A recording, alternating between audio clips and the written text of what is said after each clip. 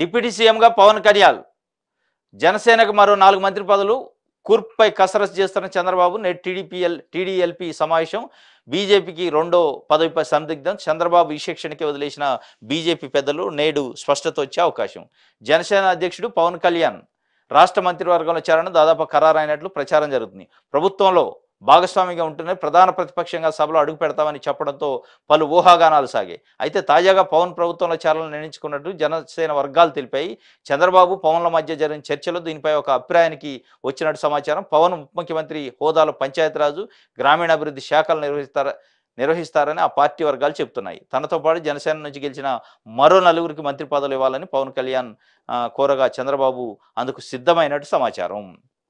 మొత్తానికి పవన్ కళ్యాణ్ ప్రభుత్వంలో చేరడా, చేరితే ఏ మంత్రి పదవి చేసుకుంటాడు, డిప్యూటీ సీఎం తీసుకుంటాడా లేదా, డిప్యూటీ సీఎం చంద్రబాబు నాయుడు గారు అలాట్ చేస్తారా లేదా అని పెద్ద ఎత్తున చర్చ జరిగింది. దానిపై నిన్న ఇద్దరి మధ్యలో అటు చంద్రబాబు నాయుడు గారు, పవన్ కళ్యాణ్ గారి మధ్య చర్చ జరిగింది. ఆ చర్చలో డిప్యూటీ సీఎంతో పాటు పంచాయతీరాజ్ అండ్ గ్రామీణాభివృద్ధి శాఖ ఇచ్చే అవకాశం ఉన్నట్లు ఆయన కూడా సుముఖత వ్యక్తం చేసినట్టు, ఆయనతో పాటు జనసేనకు సంబంధించి మరో 4 ఎమ్మెల్యేలకు కూడా మంత్రి పదవులు ఇచ్చే అవకాశం ఉంది అంటే అడిగారు అని చెప్పి. 4 ఇస్తారా, 3 ఇస్తారా, మొత్తానికి అయితే 4 ఇస్తే 5 అవుతారు పవన్ కళ్యాణ్తో పాటు. 4లో ప్రధానంగా నాదెళ్ల మనోహర్ తప్పనిసరిగా ఉండే అవకాశం ఉంది. ఎందుకంటే మొట్టమొదటి నుంచి జనసేన పార్టీకి సంబంధించి ఆయన అడ్వైజర్గా ఉండు, రాజకీయ వ్యవహారాల కమిటీ చైర్మన్గా ఉన్నాడు. ప్రతి అడుగులో పవన్ కళ్యాణ్కి సంబంధించిన ప్రతి అడుగులో ఆయన అడుగేసి మద్దతు తెలిపిండు కాబట్టి ఆయనకు తప్పనిసరిగా ఉండే అవకాశం ఉంది. ఇంకోటి కందులు దుర్గేష్, పంతం నానాజీ, ఇంకా ఒకళ్ళిద్దరు ఉన్నారు. వీళ్ళలో మరి ఎవరికి ఇస్తారనేది మొత్తానికైతే నాదెళ్ల మనోహరు, కందులు దుర్గేష్ పక్కా అంటున్నారు. ఇంకొక ఇద్దరికి ఎవరు అనేది ఇంకా పంతం నానాజీ, ఇంకా XYZ కొంతమంది ఉన్నారు. వాళ్ళల్లో ఎవరికి ఇచ్చే అవకాశం ఉందో తెలియదు. కానీ మొత్తానికైతే డిప్యూటీ సీఎం ఉప ముఖ్యమంత్రి హోదాలో పవన్ కళ్యాణ్ అసెంబ్లీలో అడుగుపెట్టబోతుండు.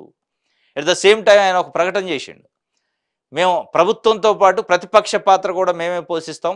ఎందుకంటే వైఎస్ఆర్సీపీకి ప్రతిపక్ష హోదా లేదు. పవన్ కళ్యాణ్ గారికి పార్టీకి 21 స్థానాలు వచ్చినాయి. ప్రతిపక్ష హోదా ఒకళ్ళు నిజంగానే ప్రతిపక్ష పాత్ర పోషించాలంటే ఆయనకు ఆ హోదా వచ్చే అవకాశం అని చెప్పిండు. కాబట్టి ప్రభుత్వంలో జాయిన్ అవుతారా లేదా, ప్రతిపక్ష హోదాలో ప్రతిపక్ష పాత్ర పోషిస్తాం అన్నాడు కాబట్టి అని కొంత ఊహాగానాలు వచ్చినాయి. కానీ ఇంత ఛాన్స్ వచ్చిన తర్వాత ఎవరు వదిలిపెట్టారు. ఎందుకంటే ప్రభుత్వంలో షేర్ చేసుకొని ప్రజలకు పరిపాలన చేసే అవకాశం వచ్చాక, పార్టీని స్ట్రెంథన్ చేసుకునే అవకాశం వచ్చాక, రాష్ట్ర వ్యాప్తంగా ఉన్న ప్రజలకి సేవ చేసే అవకాశం ప్రభుత్వం ద్వారా వచ్చిన తర్వాత ఎందుకు వదులుకుంటారు? దీనిపైన అసలు చర్చలే అవసరం లేదు. వాస్తవంగా ఇది ఆ డౌట్ పడాల్సిన అవసరం లేదు. ఎందుకంటే 21 స్థానాలకు 21 స్థానాలు గెలిచిండు. ఆయన ఒక సెంటర్ పాయింట్. ఇలా ఏపీలో ప్రభుత్వం ఏర్పడటానికి కానీ ఢిల్లీలో ప్రభుత్వం ఏర్పడటానికి పవన్ కళ్యాణ్ యొక్క వ్యూహమే పనిచేసింది అనేది స్పష్టంగా కనపడుతున్నాక, ఎంత అనుకూలమైన పరిస్థితుల్లో కూడా ప్రభుత్వంలో చేరకుండా మంత్రి పదవి తీసుకోకుండా, ఉప ముఖ్యమంత్రి పదవి తీసుకోకుండా ఉంటే ఇక పార్టీ ముందుకు పోయే అవకాశం ఎట్టి పరిస్థితులు ఉండదు. కాబట్టి తప్పనిసరిగా తీసుకుంటాడు. అది ఉప ముఖ్యమంత్రి ఇస్తున్నారా లేదా ఏ పోర్ట్ఫోలియో ఇస్తున్నారా అనేది ఈరోజు నాకు తెలిసే అవకాశం ఉంది బయటికి. ఎందుకు అంటే ఈరోజు వాళ్ళు టీడీఎల్పీ మీటింగ్, అదే ఎన్డీఏ కూటమి ఎమ్మెల్యేల మీటింగ్ ఉంది. ఎమ్మెల్యేల మీటింగ్లోనే ఎన్డీఏ కూటమి పక్ష నేతను ఎన్నుకుంటారు చంద్రబాబు నాయుడు గారిని వాళ్ళ శాసనసభ పక్ష నేతగా. దాంట్లో క్లారిటీ వచ్చే అవకాశం ఉంది. ఏ పార్టీకి ఎన్ని పదవులు, ఏ పదవులు, డిప్యూటీ సీఎం ఎవరు, మిగతా మంత్రులు ఎవరు, పోర్ట్ఫోలియోలు ఏంది తెలిసే అవకాశం ఉంది. బీజేపీకి కూడా రెండో పదవిపై సందిగ్ధం. అంటే బీజేపీ 2, వీళ్ళు ఒక 4 నుంచి 5 అడిగారట. అంటే జనసేన ఒక 5, బీజేపీ 2 అంటే 7 పదవులు పోతే ఇంకా 19 ఉంటే 19లో వాళ్ళు తెలుగుదేశం పార్టీకి సంబంధించి చంద్రబాబు నాయుడు గారితో సహా ఆ 19లో ఉండాలి.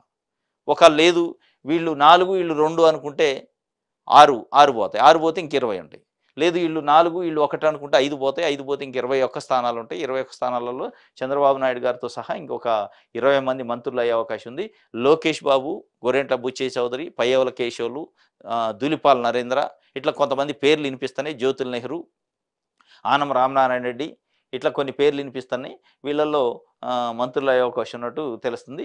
దీనికి సంబంధించి తప్పనిసరిగా డిప్యూటీ సీఎం అయ్యే అవకాశం ఉంది పవన్ కళ్యాణ్. పవన్ కళ్యాణ్కి సంబంధించి ఆయన పార్టీ నాయకులు, కార్యకర్తలు, ఆయన ఫ్యాన్స్కి ఒక సంతోషమైన వార్త. ఎందుకంటే ఒక ఉప ముఖ్యమంత్రి హోదాలో ఆయన ఏపీ రాష్ట్రానికి సంబంధించి ఉప ముఖ్యమంత్రి కాబోతుండు. ఆ హోదాలని అసెంబ్లీలో అడుగుపెట్టబోతుండు.